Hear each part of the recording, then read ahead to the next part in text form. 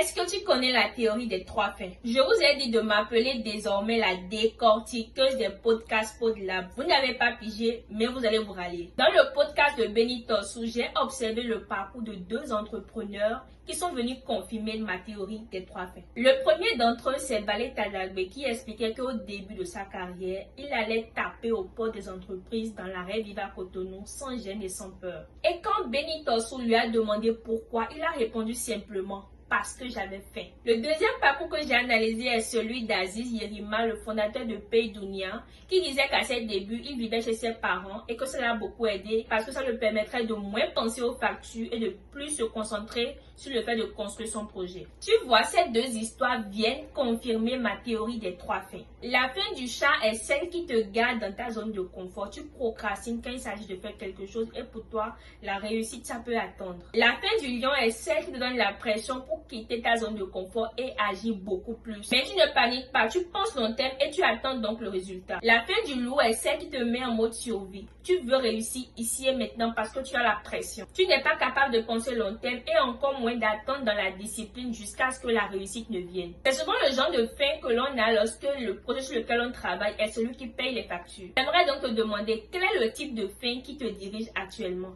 La fin du chat, la fin du loup ou la fin du lion. Parce que ton niveau de faim peut soit te propulser ou te déséquilibrer. Bref, ce n'est qu'une simple analyse d'une amie inspirante à qui tu devrais t'abonner.